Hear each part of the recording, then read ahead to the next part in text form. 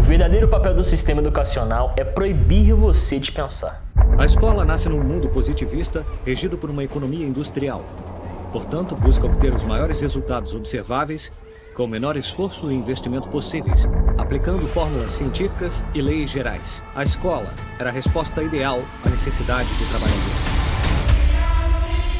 Foram os próprios empresários industriais do século XIX que financiaram a escolarização obrigatória através de suas fundações. Mesmo sem perceber, você foi doutrinado a ser obediente a sua vida toda. E quando eu falo em obediência, eu estou dizendo que a escola, ou melhor, o sistema te ensina a pensar do jeito que ele quer que você pense. Não, isso não é nenhuma teoria da conspiração, nem mesmo coisa da minha cabeça. Para o sistema, é primordial que você ande na linha e que apenas aceite a mediocridade que ele te oferece. Ele quer que você seja mais uma ovelhinha em todo o seu rebanho.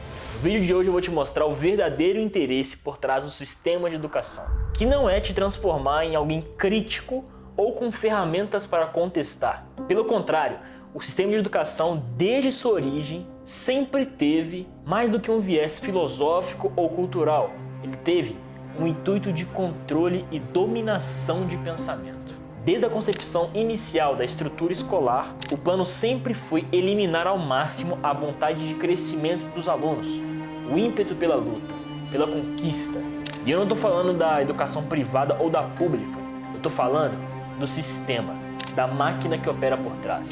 E tem um lado muito obscuro em jogo que quase ninguém tem acesso. Essa grande fábrica de conformismo começou a ser construída há mais de 250 anos atrás. E até hoje, condiciona como é feito o controle de grandes massas, ou seja, você e eu. Porém, uma pessoa foi primordial para que o sistema de educação, como existe hoje, estivesse em vigor, controlando futuras mentes pensadoras que têm suas ideias abaladas e são controladas como marionetes. O seu nome é John Davison Rockefeller, considerado o homem mais rico de todos os tempos. Eu vou abordar aqui com um pouco mais de detalhes sobre quem foi o Rockefeller e como ele foi uma figura central na criação do sistema de educação. Mas antes, é preciso entender como a escola surgiu como um experimento científico para eliminar, sem precisar utilizar a força bruta ou a violência, a vontade própria das crianças. De experimento virou um método, e como um método, sempre teve como principal plano de fundo o maior interesse das elites, especialmente da Rockefeller: criar uma nação de trabalhadores. Ou seja, pessoas felizes, trabalhando em suas fábricas, sem nenhuma perspectiva de crescimento, mas felizes, alienados e convictos que o trabalho era a única ferramenta de libertação, a famosa mão de obra barata. Mas afinal, quem foi John Davison Rockefeller? Porque ele queria, através do sistema de educação, controlar as grandes massas americanas. 15 de janeiro de 1902. Uma reunião que mudaria para sempre o curso da história. Naquela tarde, numa sala repleta de advogados e burocratas, ele oficializava a criação do Conselho Geral de Educação, uma organização com interesse aparentemente nobre: promover o ensino, a alfabetização e a educação nos Estados Unidos sem distinção de raça, sexo ou crença religiosa. A intenção na real era apenas uma: promover seus planos de controle de massas infiltrando o conselho, pouco a pouco, na política americana, dadas as suas profundas e extensas conexões com o sistema. Afinal, qual político se recusaria a apoiar uma causa tão nobre? Rockefeller estava propondo ajudar os menos favorecidos em nome da educação e da nação americana. Em um ano, 1903, o Congresso americano aprovaria o Conselho através de uma carta formal. Começava então um dos maiores casos de controle e manipulação de massas da história. Rockefeller foi o primeiro bilionário da história e revolucionou a indústria do petróleo com a Standard Oil. A fortuna era tamanha que, corrigindo os valores com a inflação atual, sua fortuna acumularia quase 450 bilhões de dólares. Convertendo, são quase 3 trilhões de reais. Seu império gigantesco precisava de um rebanho de trabalhadores obedientes e disciplinados para trabalharem em plataformas de petróleo, extração, transportes, refinarias, tudo em troca de migalhas. Era preciso fazer uma lavagem cerebral completa desde a infância para transformá-la no adulto com um único propósito: servir alguém mais poderoso financeiramente do que ele. Tudo sempre acobertado por sua filantropia para a igreja e contribuições a pesquisas e avanços na medicina. Frederick Tate, um dos assessores de Rockefeller, disse, abre aspas, temos recursos ilimitados para atender os nossos objetivos. As pessoas vão vender as melhores horas da sua vida em troca do menor salário possível e ainda vão se sentir gratas por isso. Fecha aspas. Para isso ser possível, era necessário padronizar o pensamento em um só. Um pensamento conformado, que não tem ambição e não deseja experimentar a sensação de sucesso, porque você estaria dentro dos termos apenas de quem realmente detém o poder. E tudo isso, na real, começa muito antes de Rockefeller, que se utilizou muito bem do método que ficou conhecido como método prussiano. Um pouco de história para te contextualizar. Em 1806, o exército prussiano, até então temido e invencível, foi derrotado durante as guerras napoleônicas. Como um exército tão vasto e bem treinado foi suprimido por uma força muito mais fraca.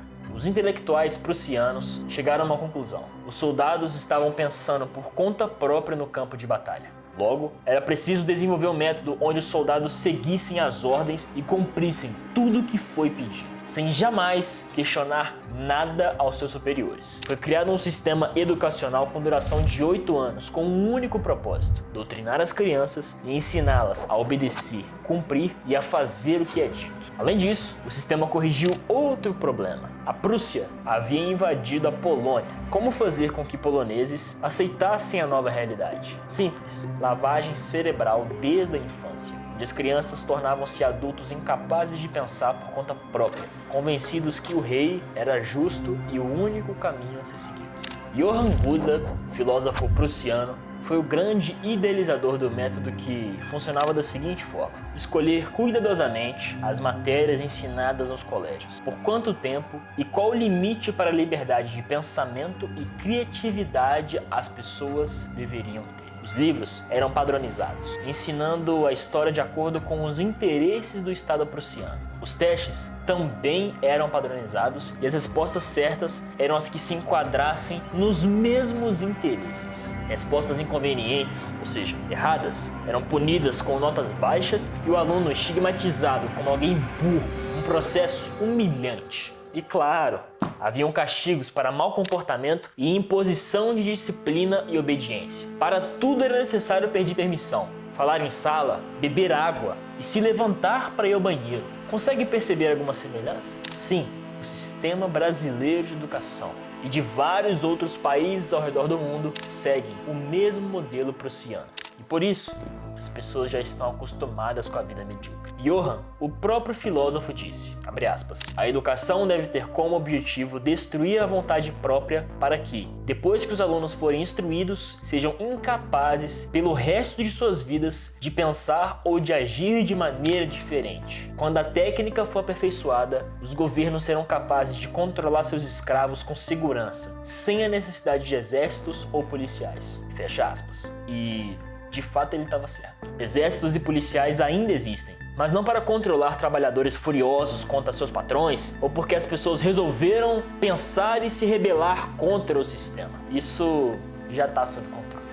Rockefeller absorveu o método prussiano e, a partir daí, com a fábrica de marionetes em pleno funcionamento, colocou o seu plano em ação.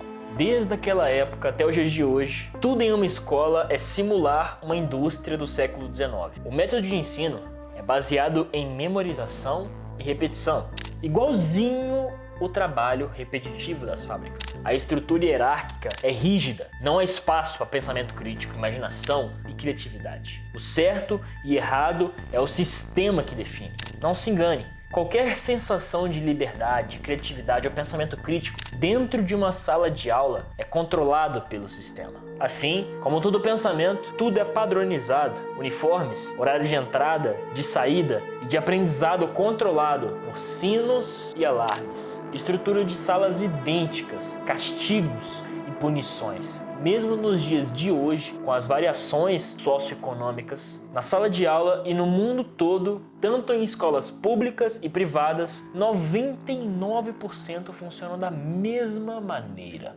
O professor lá na frente da aula e os alunos tentando memorizar, interessados em conseguir a nota necessária para passar de ano, não em de fato aprender as coisas e não em de fato utilizar as coisas que são aprendidas na escola na vida real. Onde está o ganho, de fato, para a vida dessas pessoas? Onde que está o desenvolvimento de habilidades, o empreendedorismo, o empreendimento de projetos, os questionamentos, a exploração, a investigação movida pela curiosidade? Não há interesse do sistema.